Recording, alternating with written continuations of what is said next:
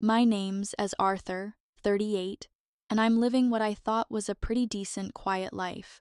I own my house, have a good job, a loving wife, Emily, and a teenage son, Ryan.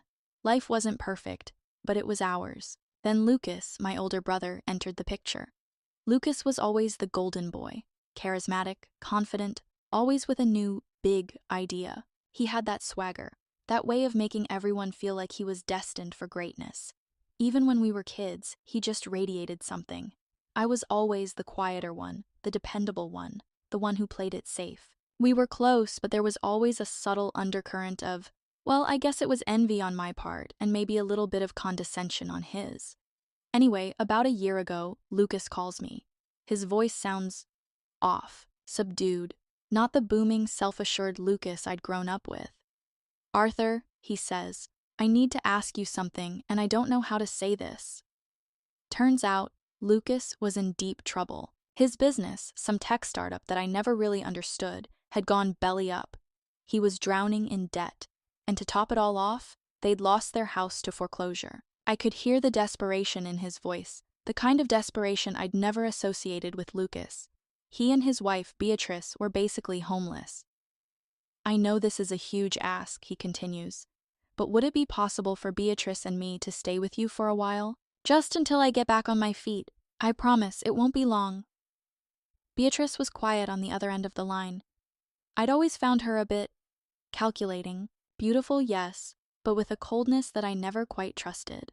Still, I couldn't just leave my brother out in the cold. My house is big, too big, really, just for Emily, Ryan, and me. A spare bedroom was sitting empty. So I told him what any decent brother would say. Of course, Lucas. Come on over. We'll figure it out. I told myself it was the right thing to do. Family sticks together, right? I even felt a little thrill of excitement. Maybe this could be a chance for us to reconnect, to build a stronger bond. I was so damn naive. What could possibly go wrong? The first couple of months were surprisingly okay. Lucas was still unemployed, but he was full of energy, talking a mile a minute about new business ventures, investment opportunities, anything to get his hands on cash. He'd drag me into these late-night brainstorming sessions, throwing around half-baked ideas, most of which I knew wouldn't go anywhere. I tried to be supportive, to gently steer him back towards reality, but it was exhausting. Beatrice mostly kept to herself. She worked remotely as a bookkeeper, and she seemed to be perpetually glued to her laptop. She helped with cooking and cleaning, but there was always a sense of detachment about her, like she was just going through the motions. They were guests. They were polite. They were helpful. They were temporary, or so I thought. One evening, I was talking to Emily about the situation. She was cautiously optimistic. It's good to have Lucas around, she said. Ryan seems to be enjoying having his uncle here too. Ryan, my son, had always looked up to Lucas. He saw him as this cool, successful guy, a stark contrast to his boring accountant dad. I hoped this experience wouldn't tarnish that image. But even in those early days, there were little things that started to bother me. Lucas had a way of dominating conversations, of making everything about him. He'd casually drop hints about needing a little help with expenses, and Beatrice would subtly steer conversations toward our financial stability. It was like they were testing the waters, seeing how far they could push. I brushed it off. They were down on their luck, I reasoned. They were stressed. I needed to be patient. Looking back, I was a fool. I should have seen the red flags sooner, but I wanted to believe in my brother, in the image I had of him from our childhood. I wanted to be the good guy, the supportive brother, the one who stepped up when family needed him. I was about to learn a very hard lesson about the difference between helping someone and enabling them. Around month 4, the cracks really started to show. Lucas was still looking for work, but his efforts seemed half-hearted at best. He spent most of his days watching TV, playing video games, or disappearing for hours at a time, only to return with vague explanations about networking or meetings. Beatrice's complaints about her job became more frequent and more vocal. She'd whine about her boss, her workload, her lack of recognition. It was like she was trying to convince us that she deserved something better, that she was too good for her current situation. And then, they started taking liberties. Small things at first, like emptying my refrigerator and expecting me to restock it for 3 people, or rearranging my living room furniture without asking, claiming it had better feng shui. I tried to be understanding, but it was getting harder and harder to ignore the feeling that they were overstepping. Then came the arguments, loud, protracted fights about money, about who did more around the house, about whose fault it was that they were in this mess. I tried to stay out of it, but their voices would carry through the walls, filling the house with tension. One evening, I came home from work to find Lucas sprawled out on the couch, surrounded by empty pizza boxes and beer cans. Beatrice was nowhere to be seen. "Rough day?" I asked, trying to keep my voice neutral. "Tell me about it," he groaned. "This whole job search thing is a real pain in the ass." "Have you had any interviews?" He shrugged. "A few. Nothing promising. Everyone wants experience, but how am I supposed to get experience if no one gives me a chance?" I wanted to tell him that maybe he should lower his expectations, that maybe he needed to start from the bottom again. But I held my tongue. I didn't want to start a fight. As I cleaned up the mess from dinner, I couldn't shake the feeling that I was being taken advantage of. I was working my ass off to support my family and them, while Lucas was sitting around doing nothing. That night, I lay awake in bed, staring at the ceiling. I knew something had to change. This couldn't go on forever. But I didn't know what to do. I was trapped between my sense of obligation to my brother and my responsibility to my own family. By month 5, I was starting to feel like a guest in my own home. Lucas and Beatrice had this uncanny ability to take over every inch of space. It wasn't just the living room. They had gradually spread to every nook and cranny. My garage, which had been relatively organized, had become a storage area for their necessities that they couldn't part with. Boxes of random junk piled up, and I couldn't park my car without squeezing past a mountain of old clothes and broken appliances. The little things I used to overlook were starting to get to me. Lucas would leave dirty dishes in the sink for days, promising to clean them later. Beatrice had taken to monopolizing the kitchen table for her work during the day, spreading her papers and laptop across the entire surface as if she were running a corporate office. On weekends, they would watch TV for hours on my couch, leaving empty snack bags everywhere. And the money issues? God, the money issues. At first, I didn't mind picking up a few extra groceries or paying the utility bills, which had predictably skyrocketed with 2 extra people living there full-time. But then Lucas started borrowing money. It was always small amounts at first, 20 here, 40 there. He promised to pay me back next week when he got a job. I wanted to believe him. He was my brother, after all. But as the weeks turned into months, it became clear that Lucas wasn't making much of an effort to find work. It wasn't just the money, though. They began to treat the house as if they owned it. Beatrice took it upon herself to fix things that weren't broken, replacing perfectly good curtains with ones she liked better, rearranging furniture in ways that made no sense, and even painting a wall in the guest room without asking. I came home one day to find her halfway through painting it a strange shade of green. "What are you doing?" I asked, my voice tight. She shrugged. "I thought it would make the room feel more homey." Homey? It was my home. One night, I came home from work exhausted, looking forward to a quiet dinner and some TV. Instead, I walked into what looked like a dinner party. Lucas and Beatrice had invited their friends over without telling me. The kitchen was a mess of dirty dishes, and they were using my expensive whiskey like it was soda. I tried to play it cool, but I was seething inside. When I finally pulled Lucas aside to tell him it wasn't okay, he just laughed and said, "Relax, man, it's just one night." But it wasn't just one night. It was a pattern. The breaking point came when Beatrice lost her online accounting job. Suddenly, I was supporting both of them completely. They started asking for more money, this time not even pretending it was a loan. Lucas said he needed help with their phone bills, car insurance, even food. I started staying late at work, not because I had to, but because I couldn't stand coming home to them. I was at my limit, but the idea of kicking them out felt impossible. They were family. I told myself I'd wait it out, hoping Lucas would come around.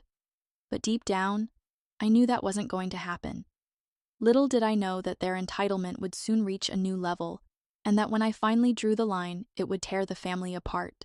By the 8th month, Emily and Ryan had officially reached their breaking point. I could see it on their faces every day. the anger, the frustration, and the underlying question they wouldn't say out loud: when is this going to end? At first, Emily was as understanding as I was. "It's your brother," she said when Lucas and Beatrice first moved in. "We can handle it for a while." She even tried to make the best of it, chatting with Beatrice during her downtime and trying to include her in family dinners. But the novelty wore off quickly. Beatrice had a way of talking to Emily that grated on her nerves. It wasn't outright rude, but it was condescending in that subtle way that made every conversation feel like a power struggle. She'd criticize Emily's cooking, suggest better ways to organize our pantry, and once even made a snide comment about how Emily's parenting style was a little too lenient. Emily was furious after that. I could see the resentment building inside her, the feeling that Beatrice was constantly judging her, undermining her. Ryan, on the other hand, couldn't stand Lucas. My brother treated him like a kid who didn't know anything, constantly making sarcastic remarks about his interests or telling him to put down the video games and do something useful. Ryan started spending most of his time in his room, and when I asked him about it, he just said, "Why bother coming out? They're always in there, hogging everything." The breaking point for Emily came one Saturday morning. She had planned to bake cookies with Ryan. It was their little tradition. But when she walked into the kitchen, Beatrice was already there, using every inch of counter space to prepare an elaborate meal for her and Lucas. Emily tried to be polite, but Beatrice waved her off, saying, "Oh, you can do that later. We're going to be in here for a while." Emily came into the living room where I was sitting and said, "I'm done. This has to stop." That night at dinner, Ryan, who had been mostly quiet about the whole situation, chimed in. "Dad, seriously, why are they even here?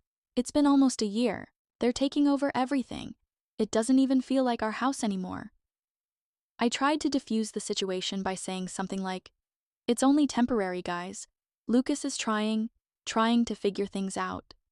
Emily cut me off. "No, he's not. He's not doing anything. And meanwhile, we're paying for everything, dealing with their drama, and it's like they've forgotten that this isn't their home. They have to go." Ryan nodded. "Yeah, it's not fair to us. You always say that family is important. But what about our family? When are you going to put us first?" Hearing that hit me hard. I had been so focused on not disappointing Lucas that I hadn't realized how much it was costing the people who mattered most to me. I told Emily and Ryan I'd handle it, but the thought of confronting Lucas made my stomach turn. It took me almost a month to work up the nerve.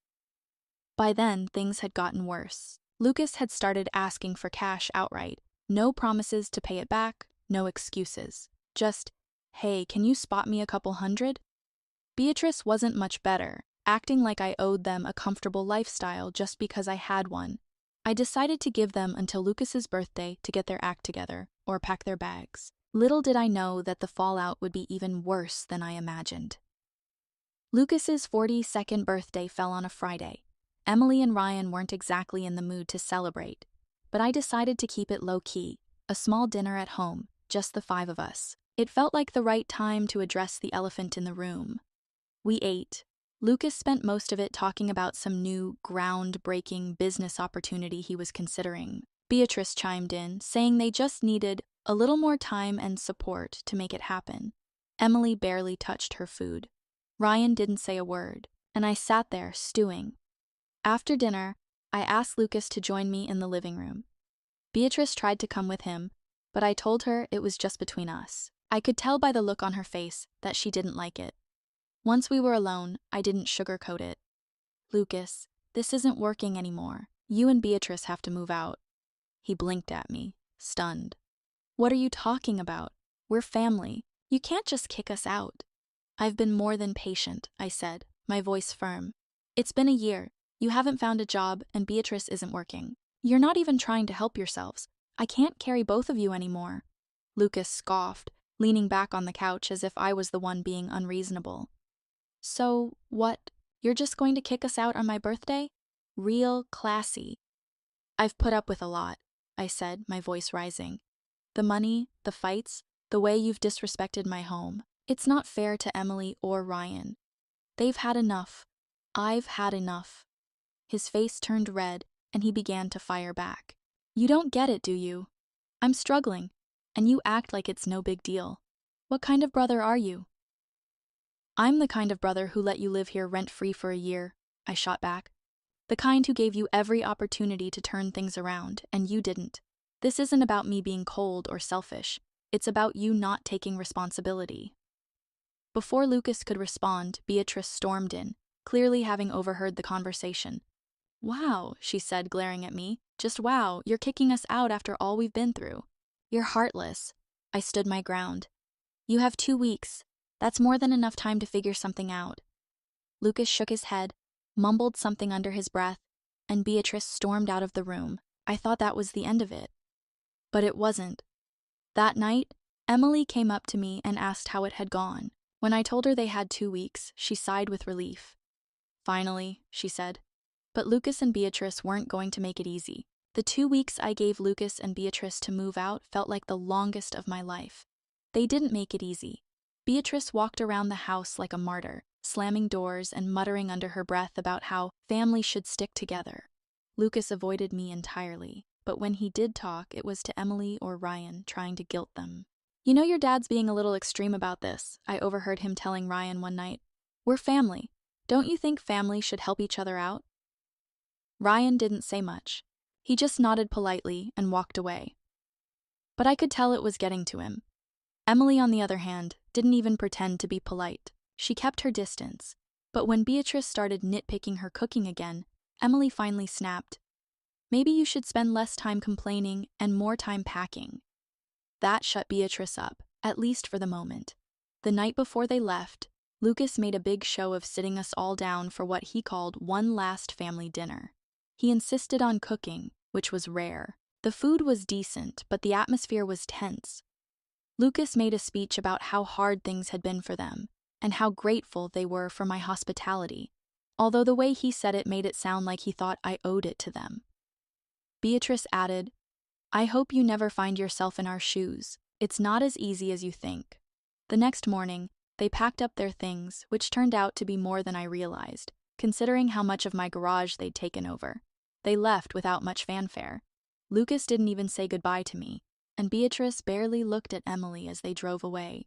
I felt an overwhelming sense of relief. But that wasn't the end of it, of course. Within days, my parents were calling me nonstop, asking me how I could abandon Lucas and Beatrice in their time of need. Apparently, Lucas had spun some sob story about how I'd heartlessly kicked them out without warning, and my parents bought it hook, line, and sinker. "You know how hard it was for her," my mother said during one of those calls. "How could you do that to your own brother?" I tried to explain the truth, that they had plenty of time, that they weren't trying to help themselves, and that their behavior was intolerable, but my parents wouldn't hear it. "Family takes care of family," my father said firmly. For a while, I felt like the bad guy in the family. My parents wouldn't talk to me without bringing up Lucas, and they began to imply that I should have done more to help him. Lucas and Beatrice had moved into a cheap apartment in a neighboring town, but they made it sound like they were living in a dilapidated slum.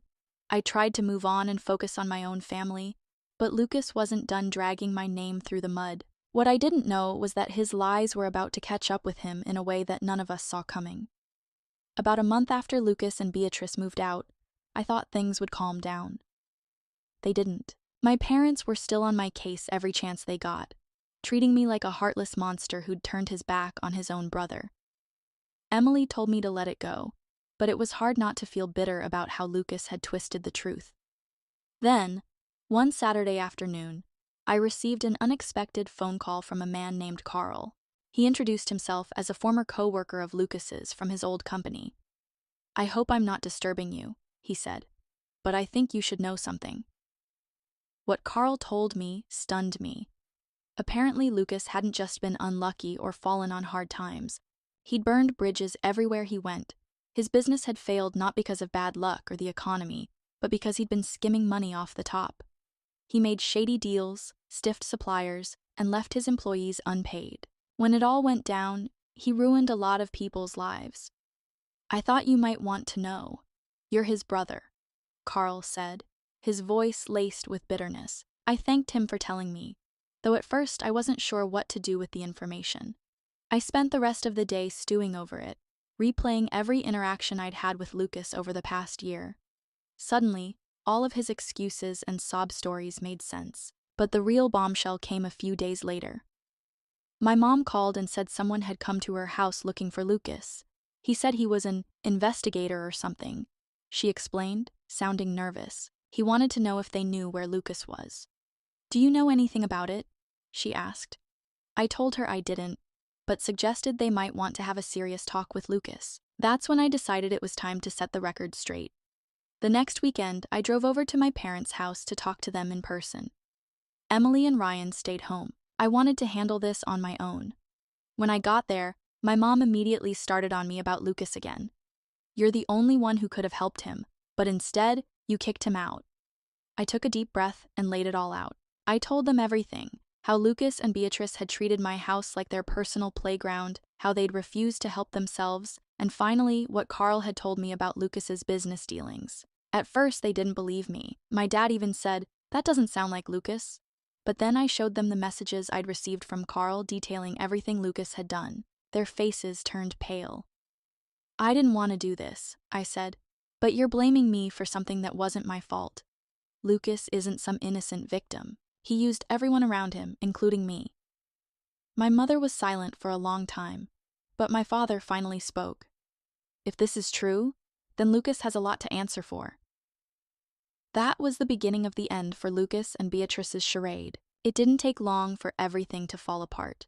When my parents confronted him with what I had told them, he didn't even try to deny it. Instead, he doubled down and blamed everyone else for his failures. "You don't know what it's like to be me," he yelled, according to my father. "No one helped me when I needed it." That was the last straw for my parents. They had supported him emotionally, financially, and defended him against me for months, and now they saw the truth. Lucas wasn't a victim, he was just entitled. Word spread quickly through the family. Once my parents told the truth about Lucas's shady business dealings and how he'd manipulated everyone, no one wanted anything to do with him or Beatrice. A cousin who had loaned Lucas money years ago called me and said, "I always thought there was something wrong with him. Thank you for telling us."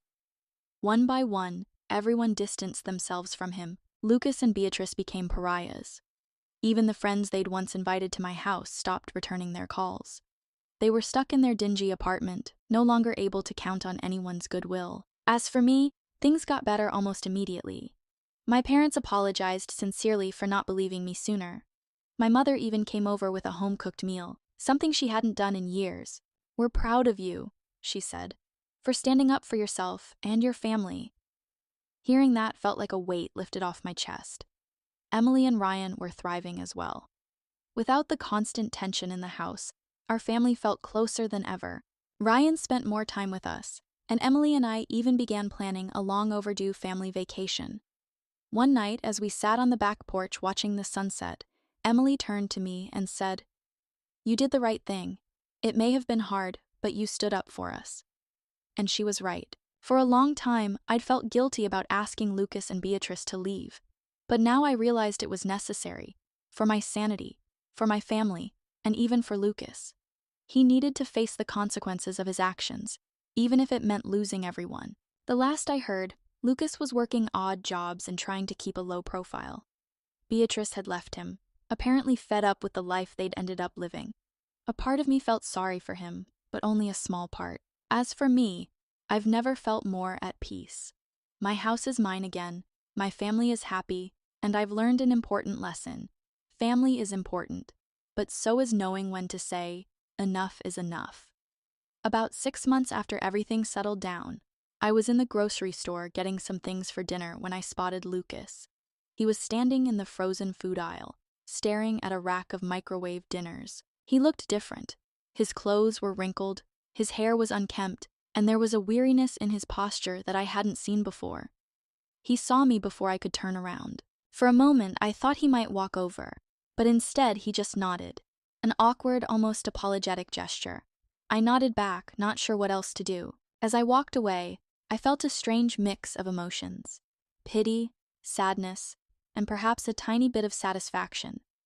I didn't wish him any harm, but it was clear that he had finally been forced to face the consequences of his actions. This encounter stayed with me for a while, but I didn't dwell on it. My life was good now, and I wasn't going to let Lucas pull me back into his orbit. Whatever happened to him next was out of my hands. Some doors are better left shut.